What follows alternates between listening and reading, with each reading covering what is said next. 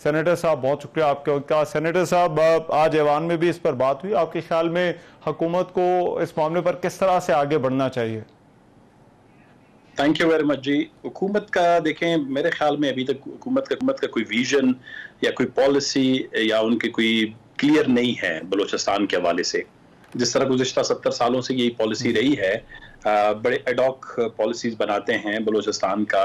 Day to day जो भी बलूचिस्तान के अंदर इवेंट्स होते हैं उनको मद्देनजर रख कर जो भी लीडरशिप आती है वो अपने दिल का या अपने ज़ाती ख्वाहिशात की बुनियाद पर कुछ चीज़ें अचीव करना चाहता है। बलूचिस्तान से मुतल्लिक कोई नेशनल पॉलिसी नहीं है।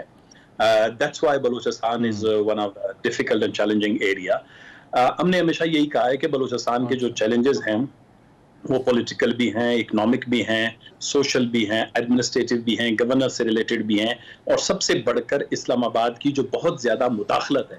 जिस तरह हम देखेंगे बैरूनी दुनिया की मुदाखलत की पाकिस्तान में बात करते हैं, इसी तरह जब इंटरनली हारमोनी जो इंटरनल होती है फेडरेशन और फेडरेटिंग यूनिट्स में, वो एक बाय बुक जो है, बाय रूल्स और बाय कॉन्स्टिट्यूशन हम जाते हैं। जब किसी भी इलाके में वो एक बहुत ज्यादा लेवल पर इन्वॉल्वमेंट हो जाती है और फेडरल गवर्नमेंट ये समझती है कि बलूचिस्तान के लोग जानवर हैं, जाहिल हैं, लिहाजा उनको गवर्न भी हम करेंगे, उनको सिक्योरिटी भी हम प्रोवाइड करेंगे, उनकी डेवलपमेंट का भी टेका और जिम्मेदारी उन्होंने उठाया हुआ है, उनके मुआहदात भी वो करेंगे। और जो वो दूर से बैठ के देखते हैं कि जी बलूचिस्तान के अंदर बड़ी डेवलपमेंट हो रही है, जिस तरह ब्रिगेड साहब ने कहा CPEC 1, CPEC 2, I am really confused, I don't know what is CPEC 1। Even the CPEC 1 और उसके बेनिफिट्स पे नेशनल डायलॉग और डिबेट होनी चाहिए।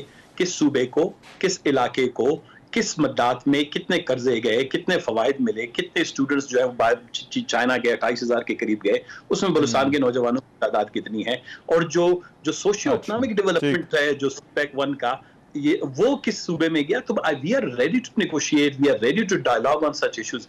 लेकिन ऐसा नहीं है कि बस बलूचिस्तान के लोगों को जिम्मेदार ठहरा के कि जी पाकिस्तान में तरक्की के फेजेस आ रहे हैं और बलोच उसको रोक रहे हैं। बलोच जो हैं वो बजाते खुद ये समझते हैं। एक मामला जो एपेक्स कमेटी के इजलास में जो डिस्कस हुआ वो ये कि वहाँ पर जो एडमिनिस्ट्रेटिवली बलूचिस्तान के अंदर बहुत सारे इश्यूज हैं, और एक उनमें से इशू ये भी है कि जो विफाक के अफसरान हैं वो वहाँ पर सर्व करने के लिए जो है वो उस पर आमादा नहीं है। आपको लगता है बलूचिस्तान में जो एडमिनिस्ट्रेटिव ऑफिसर्स हैं उनका भी एक इशू है, उनका वो किस कैलिबर के वहाँ पर जो है वो जाते हैं और किस तरह से वो सर्व करते हैं वहाँ पर? ये बहुत लो IQ के जो लीडरशिप होती है वो इस तरह के बहुत ही छोटे मीगर मसाइल को बलूचिस्तान के बहुत बड़े पॉलिटिकल कॉन्टेक्स्ट और कॉन्फ्लिक्ट के साथ रिलेट करते हैं। ईस्ट इंडिया कंपनी की सारी तारीफ पढ़े, उसमें यही होता था कि जी लोगों को इंसेंटिवाइज करो, इंसेंटिव्स दो, 2 तनख्वाहें 4 तनख्वाहें, जहाज की टिकटें, प्रमोशन, ग्रेड्स, पसंद की नौकरी, मुलाजमत, पोस्टिंग, और लिहाजा इस तरीके से आप डेवलपमेंट और स्टेबिलिटी लाएंगे एम्पायर्स को कायम करने के लिए। We are a federating unit. Balochistan में बहुत काबिल ऑफिसर्स हैं।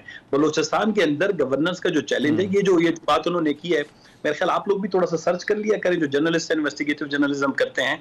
2009 में ये पॉलिसी बनी थी ऑलरेडी, इसका जो है ये प्लेस है।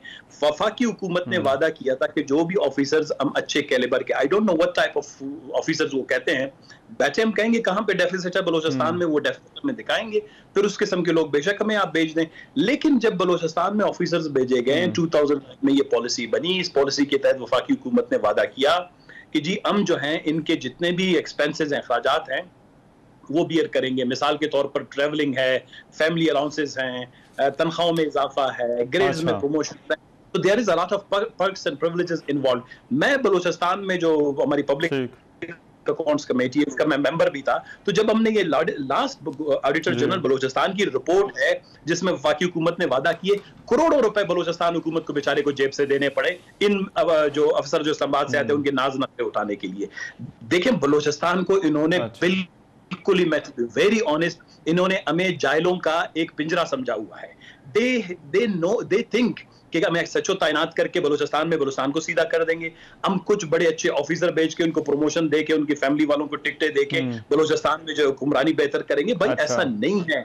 Balochistan has been a very much, वो क्या कहते हैं कि stable society even prior to Pakistan की तश्कील से पहले बलूचिस्तान में एडमिनिस्ट्रेटिव सिस्टम था, ऑफिसर्स थे, यहाँ की इसकी फ्रंटियर हमारा यहाँ की हमारी कॉन्स्टेबिलिटीज थी, चलो वो सारी चीजें खत्म हो गई, लेकिन बलोच लोगों को इतना जाहिल मत समझे, बलूचिस्तान के लोगों को इतना पसमानदा न समझे।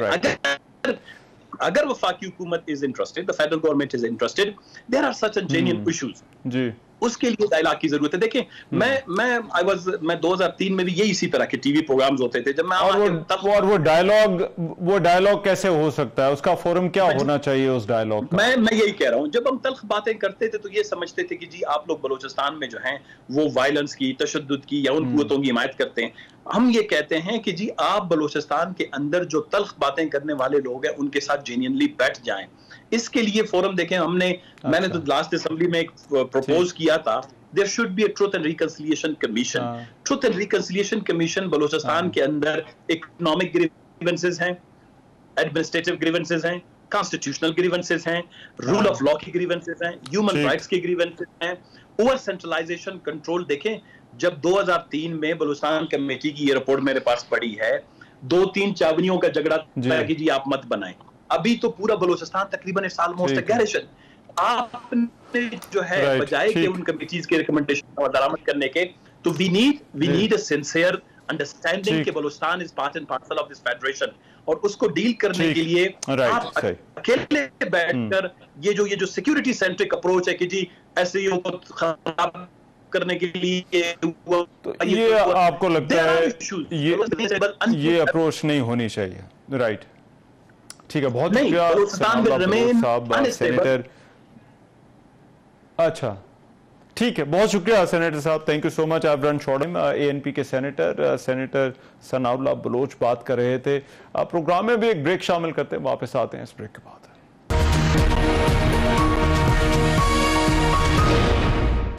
Welcome back after the break. बानी PTI ने यह दावा किया है कि PTI वाहिद जमात है जो अवाम को मुत्तहिद कर सकती है। मुल्क तबाही की तरफ जा रहा है और सियासी अदम इस्तेहकाम और दहशतगर्दी का बढ़ता हुआ खतरा अब मईशत को खराब कर रहा है। मुल्क की वाहिद फेडरल पार्टी को कमजोर किया जा रहा है। उनका यह कहना था कि इस्लामाबाद जलसा मुलतवी करने पर जो पाकिस्तान तहरीक इंसाफ के कारकुनान हैं उनमें गुस्सा है, वो बुरा भला कह रहे हैं। पार्टी में लड़ाई खत्म नहीं हो रही, बाकी जमातें जलसे कर रही हैं और हमें एक भी जलसा नहीं करने दिया जा रहा। उन्होंने कहा कि तहरीक इंसाफ को छोड़कर जाने वालों के लिए पॉलिसी का ऐलान करता हूं कि बुरे वक्त में जो पार्टी छोड़कर गए उनके लिए PTI में कोई जगह नहीं है। बहुत कम ऐसे लोग हैं जिन्होंने बहुत मुश्किल वक्त में पार्टी को मजबूरी में छोड़ा। बानी PTI इमरान खान का यह कहना था कि जितने हालात खराब हो रहे हैं उतनी सख्तियां भी बढ़ाई जा रही हैं। पार्टी लीडर्स और वकला को उनसे मिलने नहीं दिया जाता। तीसरा हफ्ता है, उनके बच्चों से भी फोन पर बात नहीं हुई।